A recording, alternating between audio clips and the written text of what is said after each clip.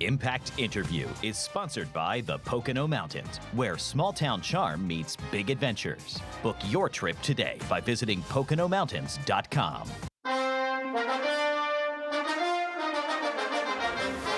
Welcome back. Time for our Impact Interview. If you want to know something about Northwestern, well, you go right to the top. Our guest has guided the Wildcats to 10 bowl games and a pair of Big Ten West titles in 2018 and 2020. In addition to his coaching success, he was a two-time All-American linebacker for Northwestern and was inducted into the College Football Hall of Fame. Head coach Pat Fitzgerald joins us this week. Coach, thanks so much for your time. We really appreciate it.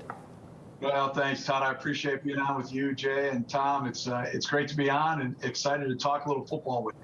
Well, I get to do this every week with these guys. I know you're looking forward to talking with Jay and Tom, but I'll go first. Coach, this is our Impact Interview, and it's interesting to note the lack of impact the transfer portal has had on your program when it comes to players leaving. You've had the fewest transfers leave of any Big Ten team, and during that time, you've won two Big Ten West titles. So what is it about Northwestern and your program that makes it a place where players come and then they stay for the entire career? I think the credit goes to our recruiting staff and our coaching staff. You know, we identify young men that fit our program, the right families. And I think that if you were to ask them, they'd tell you we're brutally honest with them in the process. We're not, selling them a bag of goods and then they get here to Evanston and it's something completely different.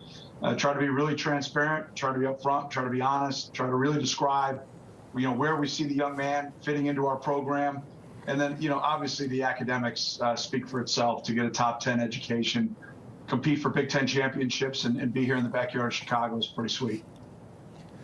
Pat, Jay Paterno, for those Penn State fans that don't know, just watching film, your running back, Evan Hull, is carrying the ball all over the place, averaging over 7 catches per game. I just love the way this kid plays. How much fun is it to scheme ways to get him involved in every aspect of the game plan? And I'm sure Penn State fans would love any inside tips about what you might do with him on Saturday. I don't think you'll give that up, but how much fun is that to have a guy like that?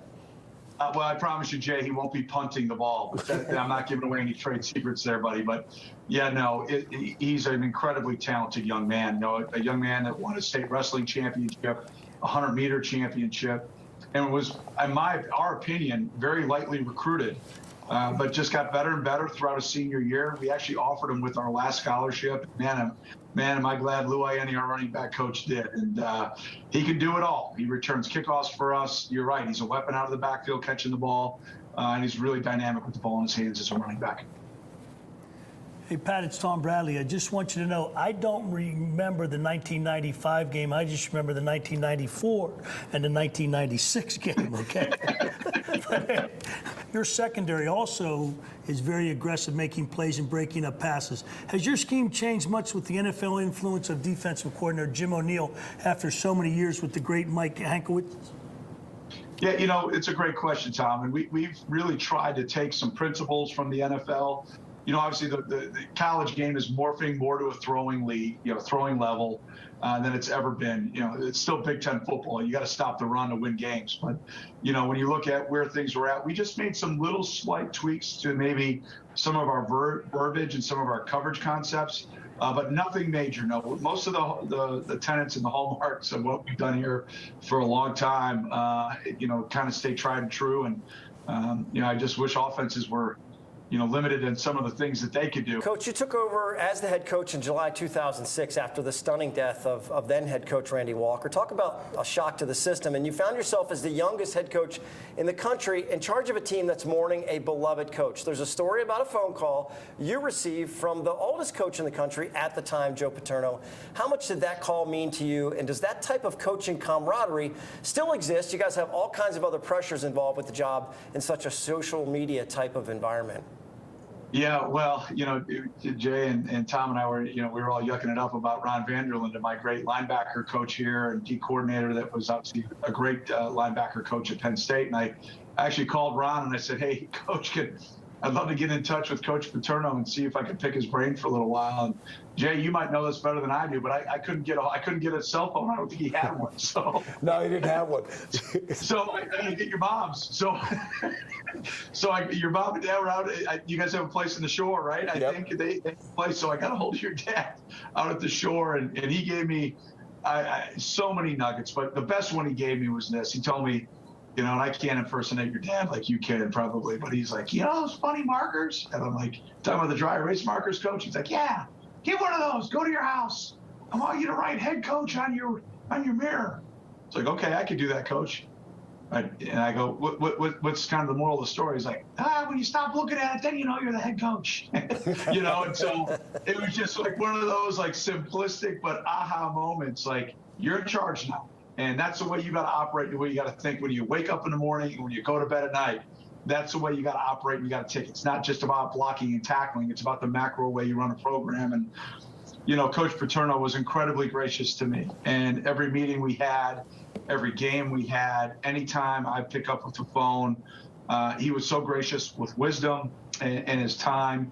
And do I think there's a collegiality the same way now in the Big Ten? I really do. I've got great respect for Coach Franklin.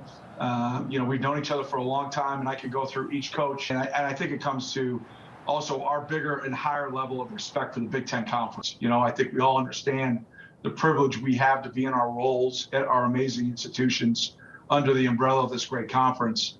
And, as being the stewards of that, we take those responsibilities very serious. Well, speaking of coaching stability, one of the hallmarks of your program has been the stability. Your staff has roughly 110 combined years playing and coaching at Northwestern. In an era of extreme coaching movement, how have you been able to kind of maintain that kind of loyalty to your program at Northwestern? Yeah, Jay, I think it starts with the support from the university. We've really invested greatly in our staff. We've invested greatly in our facilities. But most importantly, we've invested greatly in the development of our young men and all the things that we need in place, from academic support to, nutrition and everything in between. So, just really thankful for that. And then I think, frankly, I think I've gone out and attracted the right guys and the right families. When I'm interviewing a guy for a job here, if he's got a family, I want to talk to the family. I want to get on the same page and help them understand what my expectations are here, how we're going to work collectively and collaboratively to be successful in developing our guys, and how I want our families involved in that development. It's not just about us as staff, but it's about getting everybody involved and engaged. And so just really grateful for the staff. They've been incredibly loyal. We've won a lot of games, but more important than all that, we've developed so many young men for their lives. They've all graduated. I've been here 17 years. Every guy that stayed here for 4 years has graduated.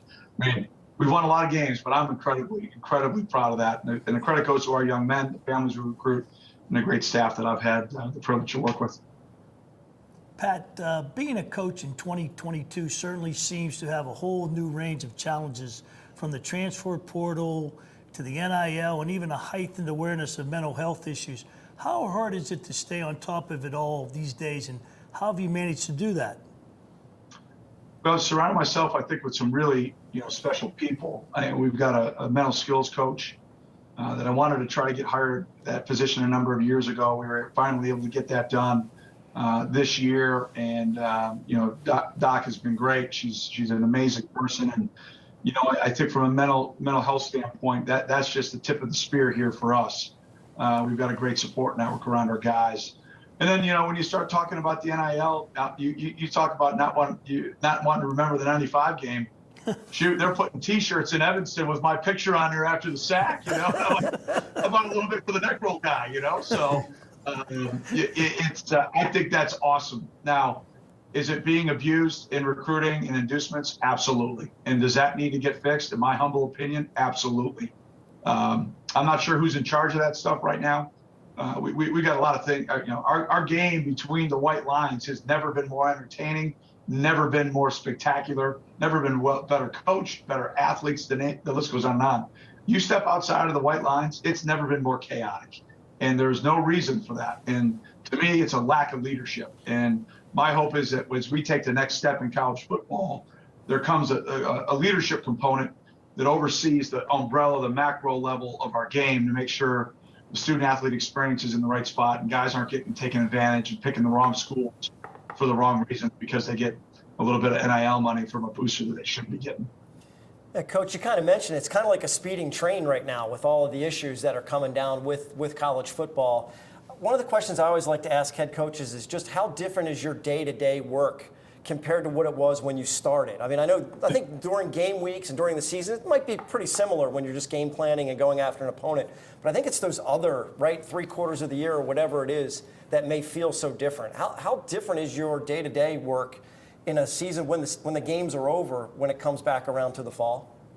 It never ends. It never ends. You know, it was funny when I meet people for the first time, they're like, so, you know, what do you do in the off season? And I'm like, you know, I just play golf and and, you know, surfing, you know.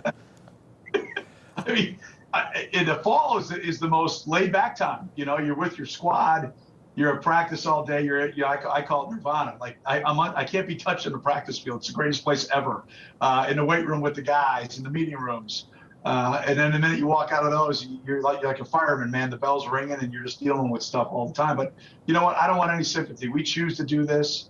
In my opinion, it's the greatest profession in the world, not for us, but because of the lives we get to impact. And, you know, are there new challenges? Yeah, there sure are, but we have to adapt. That's why dinosaurs aren't roaming the earth anymore. You know, they didn't adapt. And so if you don't adapt with the times, man, you're going to be a dinosaur and be extinct. So I'm trying to stay as nimble as I can, but, you know, at the same time, it is a unique time in college sports. Yeah. All right. Hey, we can't thank you enough. Thanks so much. Appreciate it on a game week. We're looking forward to having you guys in Happy Valley and taking the field in Beaver Stadium, which is always a special thing, I know. Well, it's been a long time. It's been, I think, since 2014 since the Cats have been in Beaver Stadium, and it was a good day for us. Yes, it was. You know, I had a lot of young, you know, if you go through and watch those highlights, man, I had a lot of young future NFL guys on that team, and I think I got some of those now. We're a young squad.